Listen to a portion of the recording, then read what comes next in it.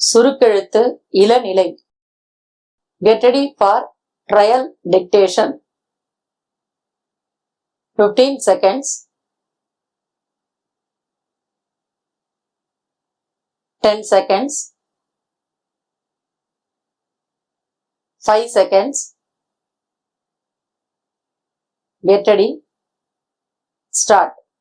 மாண்புமிகு பேரவை தலைவர் அவர்களே, இன்று தமிழ்நாடு சட்டமன்ற பேரவை பல வரலாற்று நிகழ்வுகளுக்கு சாட்சியாக விளங்கிக் கொண்டிருக்கிறது என்று சொன்னால் அது மிகையாகாது. அத்தகைய சிறப்புமிக்க பேரவையில் எனது துறையின் மானிய கோரிக்கை மீதான பதிலுரையை வழங்கும் வாய்ப்பை அளித்த தங்களுக்கு என் நன்றியை முதற்கண் தெரிவித்துக் கொள்கின்றேன் என்றும் என்னை வழி நடத்தி கொண்டிருக்கும் மாண்புமிகு முதலமைச்சர் அவர்களுக்கும் மனப்பூர்வமான நன்றியை சொல்வதில் பெருமிதம் கொள்கின்றேன்.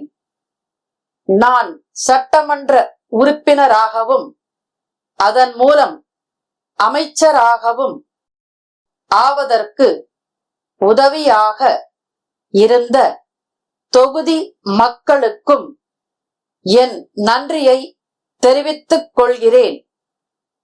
இந்த அரசாங்கத்தின் இறுதி லட்சியம் என்பது சமுதாயத்தில் சமத்துவம், பொருளாதாரத்தில் சமத்துவம், அரசியலில் ஜனநாயகம் என்பதே ஆகும்.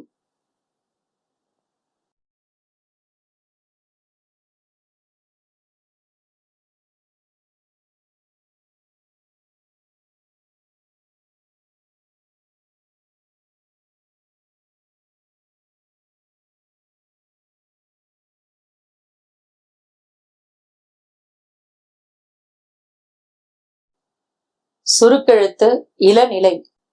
Question paper number 189.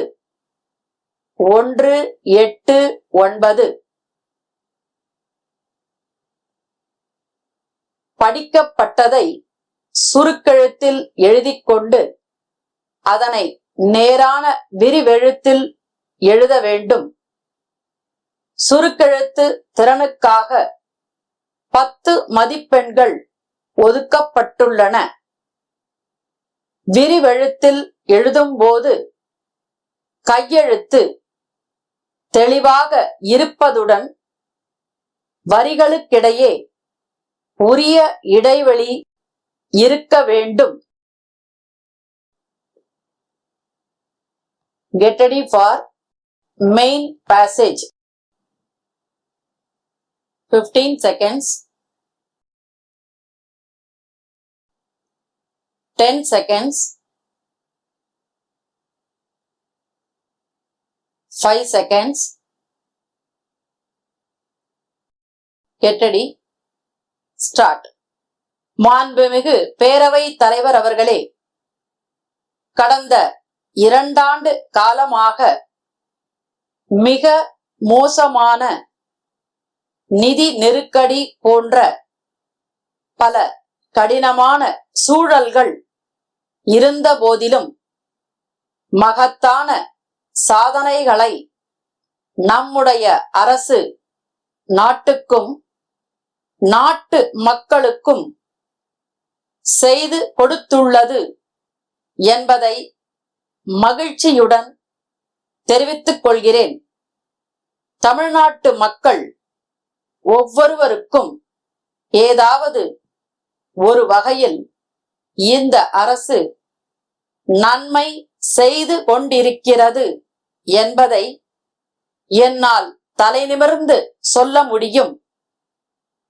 மகளிருக்கு கட்டணமில்லா பயண வசதி என்ற திட்டத்தின் மூலம் கோடிக்கணக்கான பயணங்களை தமிழ்நாட்டு மக்கள் மேற்கொண்டுள்ளனர். அதேபோல் குடும்ப தலைவிகள் மாதந்தோறும் 1000 ரூபாய் பெறவிருக்கிறார்கள் என்கின்ற தகவலையும் நான் தெரிவிக்க விரும்புகிறேன்.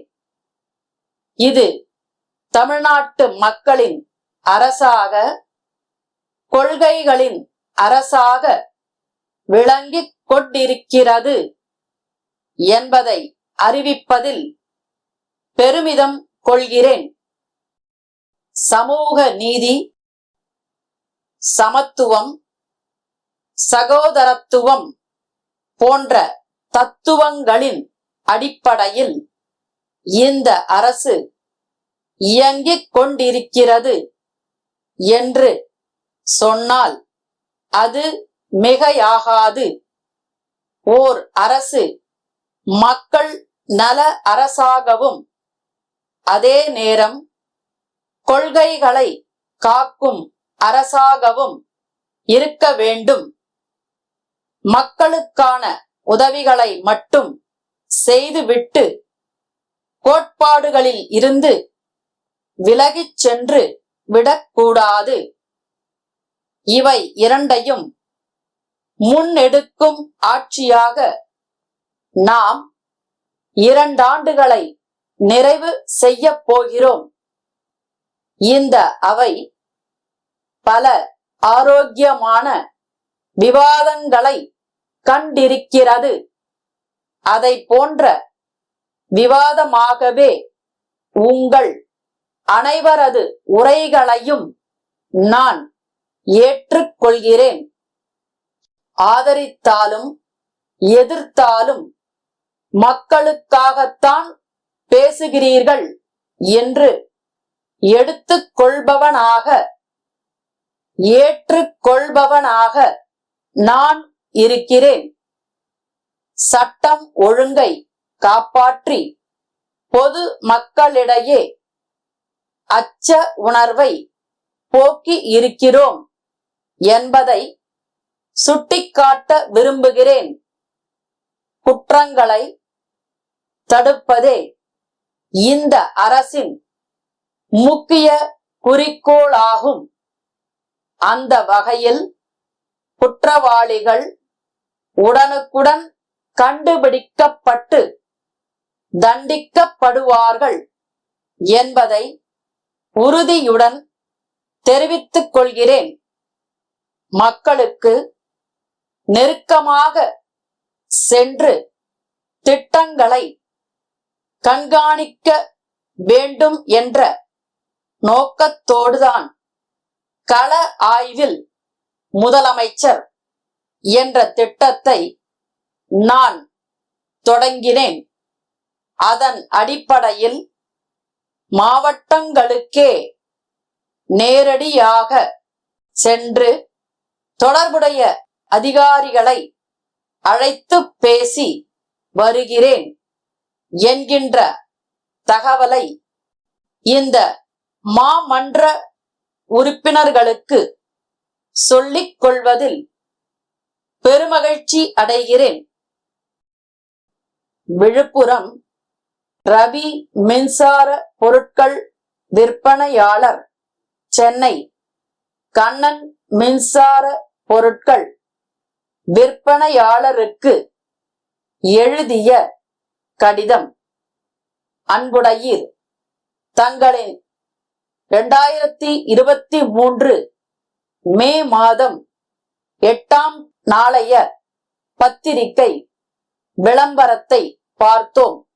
அதில் தாங்கள் மின்சார பொருட்களுக்கான ஒட்டுமொத்த விற்பனையாளர் என்றும் பிற மாவட்டங்களை சேர்ந்தவர்கள் தங்கள் மாவட்டத்தில் விற்பனையாளராக செயல்பட தங்களுடன் தொடர்பு கொள்ளவும் என விளம்பரம் செய்திருந்தீர்கள். இம்மாவட்டத்தில் கடந்த 10 வருடங்களாக மின்சார பொருட்கள் விற்பனையில் முன்னணியில் இருக்கின்றோம். அந்த வகையில் நாங்கள் விழுப்புரம் மாவட்டத்திற்கு விற்பனையாளராக நியமனம் வேண்டி விண்ணப்பிக்கிறோம்.